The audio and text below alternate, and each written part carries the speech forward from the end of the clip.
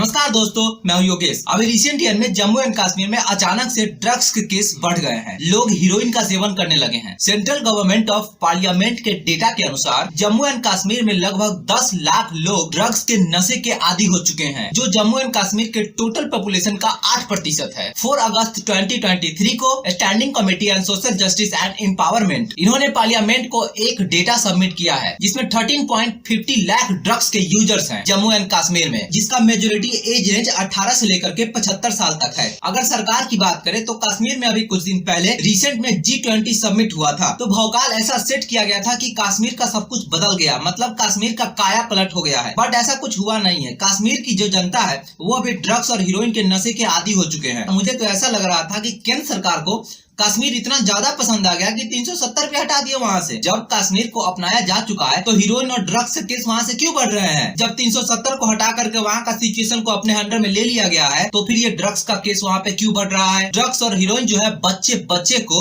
अपने चपेट में ले रही है। बच्चे इंजेक्शन ले रहे हैं ड्रग्स और हीरोइन का। आइए मैं आप लोग को इसी न्यूज के बारे में बताऊंगा कि ये ड्रग्स का यूज शुरू कहाँ से होता है और ये जो ड्रग्स की सप्लाई करते हैं और उसी ड्रग्स के पैसे से वो टेरर फंडिंग करते हैं। जब आप जम्मू कश्मीर में ड्रग्स यूजर के बारे में गहन से अध्ययन करेंगे तो आपको ये पता चलेगा कैसे वहाँ पे जो छोटे छोटे बच्चे हैं और कैसे वहाँ पे जो ट्रक ड्राइवर है, ऑटो ड्राइवर है, रिक्शा ड्राइवर है, डंपर ड्राइवर है, वो सब ड्रग्स के चपेट में आते जा रहे हैं धीरे धीरे। एक 22 साल का ऑटो ड्राइवर जो जम्मू एंड कश्मीर से होता है और वो पुलवामा वाले एरिया में ऑटो चलाता था। 2 साल तक वो बंदा ऑटो चलाता है। उसके बाद वो बंदा स्ट्रगल करता रहता है। उसी समय उसको ड्रग्स के नशे लग जाते हैं। ड्रग्स का ऐसा नशा लग जाता है कि फैमिली भी बर्बाद हो जाती है, ऑटो भी बिकने वाला है अभी। अब जाकर के वो नशा छोड़ना चाहता है क्योंकि वो 2 साल तक लगातार ड्रग्स और हीरोइन लिया है। उसे पता ही नहीं चला, उसके पैसे आ तो रहे थे ऑटो चला करके, पर कहाँ जा रहे थे उसे पता नहीं चल रहा था। अभी श्रीनगर में ड्रग्स डी एडिक्शन जो सेंटर है, उस सेंटर में लगभग ये जो ऑटो ड्राइवर है लगातार 1 साल तक चक्कर काटा है। अब जाकर के उसका सिचुएशन थोड़ा सा कंट्रोल में आया है।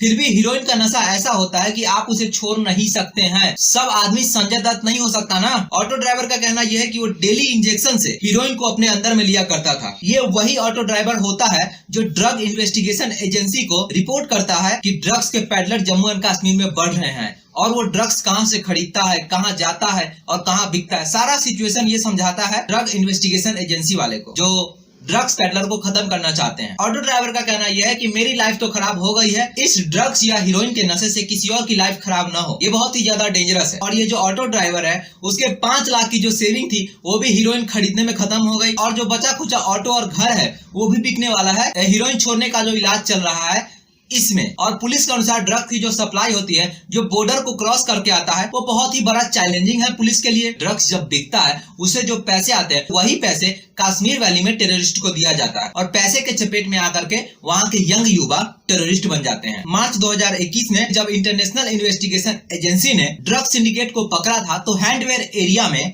एरिया जो कि कश्मीर में पड़ता है, तो बीएसएफ वहाँ पे जा करके लाइन ऑफ कंट्रोल के पास इन्वेस्टिगेशन स्टार्ट करते हैं। फिर वहाँ पे एंटी टेररिस्ट एजेंसी ने 91 लाख कैश रुपीस बरामद करते हैं। एजेंसी का कहना यह था कि ये जो 91 लाख रुपए मिले हैं ये सब के सब ड्रग्स यूजर के पैसे हैं जो कश्मीर वैली में टेररिस्ट को फंड करने वाले थे ये लोग। एंटी टेररिस्ट इन्वेस्टिगेशन एजेंसी पकड़ लेती है। ये पैसा लश्कर और हिजबुल मुजाहिदीन के अंडर में जाने वाला होता है। पिछले 1 साल में जम्मू एंड कश्मीर की जो पुलिस है वो 2700 ड्रग्स पैडलर को पकड़ा है जो कश्मीर वैली में घूम रहे थे और 1850 FIR की गई है सिर्फ ड्रग्स केस में। वहाँ के रिसेंट डॉक्टर फैजल रूब का कहना यह है कि वो डेली 150 से 170 मरीज को देखते हैं, जिसमें 5 ही ऐसे मरीज होते हैं जो कम ड्रग्स को यूज करते हैं, जिसे सिर्फ पेन किलर देकर के ठीक किया जा सकता है। कश्मीर वैली के कुछ पुलिस ऑफिसर और सिक्योरिटी पर्सन भी इस ड्रग्स और हीरोइन के केस में इन्वॉल्व हैं, जो स्मगलर्स को बॉर्डर क्रॉस करवाते हैं। अप्रैल 2023 में पुलिस ने 11 किलोग्राम हीरोइन और 11 लाख रुपए जो कि कैश में था उसे बरामद करती है कश्मीर वैली के रजरबाग एरिया में। बताया यह जा रहा है कि कुपवारा डिस्ट्रिक्ट जो है वो ड्रग्स पैडलर का हब बन चुका है, जो कश्मीर के गांव तक ड्रग्स की सप्लाई करता है। दिसंबर 2022 में 17 और फरवरी 2023 में 20 स्मगलर को अरेस्ट किया जाता है। अब यहाँ पे गवर्नमेंट को सख्त कदम उठाना चाहिए। अब सरकार क्या कर सकती है जब कश्मीर वैली की जो पुलिस है वही ड्रग्स के पेडलर में इन्वॉल्व है। ड्रग्स के सप्लायर जो होते हैं उसको बॉर्डर क्रॉस करवाते हैं ये लोग। इस तरीके का अगर सिचुएशन आना तो भारतीय जनता पार्टी की सरकार हो या फिर कांग्रेस पार्टी की सरकार हो, जो ड्रगी है वो ड्रग तो लेगा ही लेगा। मुंबई में नारकोटिक्स ब्यूरो नाकाम है। आर्यन खान का दोस्त अपने पॉकेट में ड्रग्स को लेकर के चलता है। ये हकीकत है। इंडिया में जो चीज बैन होता है ना वही सबसे ज्यादा बिकता है। अब बिहार में देख लो दारू बंद है, फिर भी सबसे ज्यादा बिहार में ही दारू बिक रहे हैं। आगे बढ़ते हैं। कश्मीर वैली में जो ड्रग्स और स्मगलिंग के केस बढ़ रहे हैं, इसमें कहीं ना कहीं पाकिस्तान भी सपोर्ट कर रहा है। पाकिस्तान गिफ्ट के तौर पे ड्रग्स भेज रहा है इंडिया में जम्मू कश्मीर के यूथ को। ये बयान है जम्मू कश्मीर के डीजीपी दिलबाग सिंह का। दिलबाग सिंह का कहना है ये जो ड्रग्स सप्लाई है वो पाकिस्तान से ऑपरेट होता है ज्यादातर। और senior BJP leader and party of Jammu and Kashmir spokesman Altaf Thakur का कहना ये है कि पाकिस्तान जो है इंडिया के स्पेशल फोर्स से जीत नहीं सकता है और 370 हटने के बाद कश्मीर में कुछ भी नहीं चल रहा है पाकिस्तान का। और जो भी रिसेंट लीडर है वो पाकिस्तान को बदतमीजी का सबक सिखा रहे हैं। अब पाकिस्तान को ये पता चल रहा है कि बदतमीजी का मतलब क्या होता है। अब पाकिस्तान को ये भी पता चल रहा है कि सर्जिकल स्ट्राइक का मतलब क्या होता है। इंडिया में जब से नोटबंदी हुआ है पाकिस्तान की अर्थव्यवस्था खतरे में है, क्योंकि पहले पाकिस्तान में नकली नोट बना करके इंडिया में सप्लाई कर दिया जाता था। और भी बहुत सारे कारणों से पाकिस्तान परेशान है कि इंडिया इतना आगे बढ़ कैसे रहा है। इसलिए पाकिस्तान अब नया टैक्टिक्स अपना रहा है और बहुत ज्यादा से ज्यादा ड्रग्स की सप्लाई कर रहा है जम्मू एंड कश्मीर वैली में, जिससे जम्मू एंड कश्मीर के जो युवा है, यंग यूथ है, उसका फ्यूचर बर्बाद हो जाए। ड्रग्स एक भयावह या आप इसे भयानक भी कह सकते हैं। ड्रग्स आपके मेटाबॉलिज्म और आपके शरीर में एक ऐसा इकोसिस्टम को तैयार करता है, जिस टाइम पे आप ड्रग्स लेंगे उसी टाइम पे आपका माइंड ड्रग्स खोजेगा। ये नॉर्मली दो तरीके के होते हैं, पाउडर में भी आते हैं और ये लिक्विड में भी आता है, जिसे लोग इंजेक्शन से अपने शरीर में इंजेक्ट करते हैं। ये जो बॉडी में इंजेक्ट किया जाता है ये इतना खतरनाक होता है, नॉर्मल इंसान अगर इंजेक्ट करता है तो 72 आवर तक वो सोता ही रहेगा और हो सके वो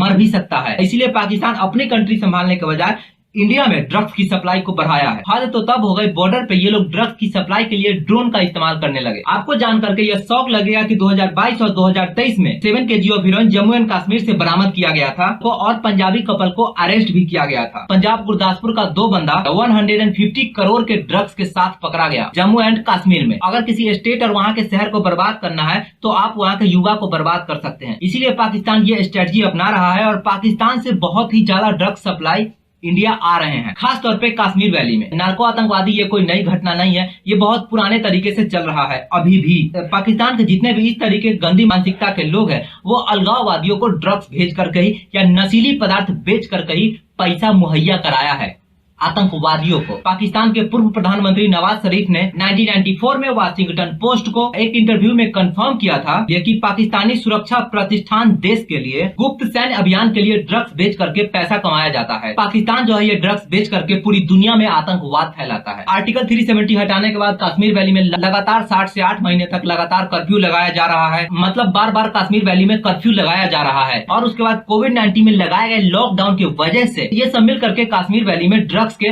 पैडलर को बढ़ा दिया है, यानी कि वहाँ के लोग यूज ज्यादा करने लगे हैं ड्रग्स को, जिससे कश्मीर वैली में बहुत ही खतरनाक स्थिति पैदा हो गई है। 2019 में एलओसी के माध्यम से व्यापार रुकने के बाद अब कश्मीर में आतंक और अशांति का काम बढ़ गया है। मतलब नार्को व्यापार ही प्रमुख साधन बन चुका है कश्मीर वैली में आतंक को बढ़ावा देने के लिए। मतलब ड्रग्स बेचेंगे, ड्रग्स के पैसे से आतंकवादी को देंगे और आतंकवादी कश्मीर वैली में अभी जो रिसेंट 3 जवान शहीद हुए हैं ना, उस तरह की घटना को अंजाम देते हैं। क्योंकि पाकिस्तानी नेटवर्क का एक छोटा सा ग्रुप है जो इंडिया में जो पाकिस्तानी गोला बम बारूद की सप्लाई करता है और इंडिया में नकली नोटों की सप्लाई भी करता है, जिससे आतंकी जो है वो फल फूल सके। साइकोलॉजिकल प्रॉब्लम का तो पता ही नहीं चलता है कि हो क्या रहा है हमारे साथ। डॉक्टर लोगों का कहना यह है कि ये जो हीरोइन है सबसे महंगा नशीला पदार्थ है। जो इसे अपनी बॉडी में एक बार इंजेक्ट कर लेता है वो बार बार इंजेक्ट करने की कोशिश करता है। तो और सबसे बड़ी बात, फैमिली और घर को भी ये तबाह कर देता है। पाकिस्तान में अभी पैसे की कमी है, तो इंडियन गवर्नमेंट अगर रिस्ट्रिक्शन दिखाती है तो क्या पाकिस्तान सुधर पाएगा? क्योंकि पाकिस्तान की जो संस्था है drugs regulator authority of Pakistan अपने नागरिकों के लिए कैंसर की दवा भारत से इंपोर्ट करेगा। इंपोर्टेड इंजेक्शन वो भारत से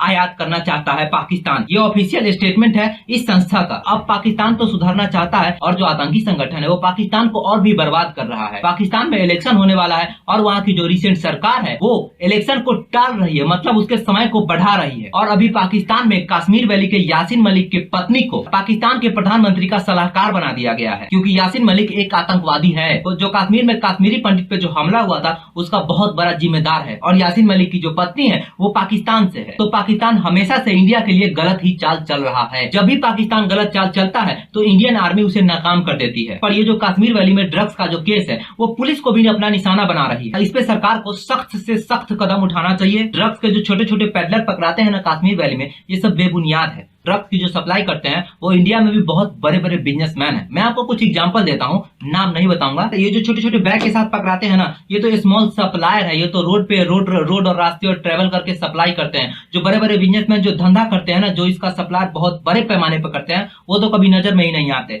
उनका अगर ड्रग्स बंदरगाह या एयरपोर्ट पे पकड़ा भी जाता है तो पता ही नहीं चलता किसी को कि वो ड्रग्स गया तो गया कहां। इंडिया में 14 मई 2023 को $1.45 बिलियन का ड्रग्स पकड़ाता है केरला कोस्ट से। और इसे जब पुलिस पकड़ लेती है तो पाकिस्तान का नाम लगा दिया जाता है कि ये जो ड्रग्स है वो पाकिस्तान से आए हैं। गुजरात के मंडेरा एयरपोर्ट पे 21,000 करोड़ रुपए का ड्रग्स पकड़ाता है। तो इस ड्रग्स को सीज कर दिया जाता है। बताया जा रहा था कि ये ड्रग्स 3 टन था। और भी बहुत बड़े बिजनेसमैन इसमें इन्वॉल्व होते हैं। बताया जा रहा है कि अडानी का जो पोर्ट है वहां से भी ड्रग्स पकड़ाया था। अब क्या कीजिएगा, सिस्टम ही नशीली है। धन्यवाद। Have a nice day. Do subscribe.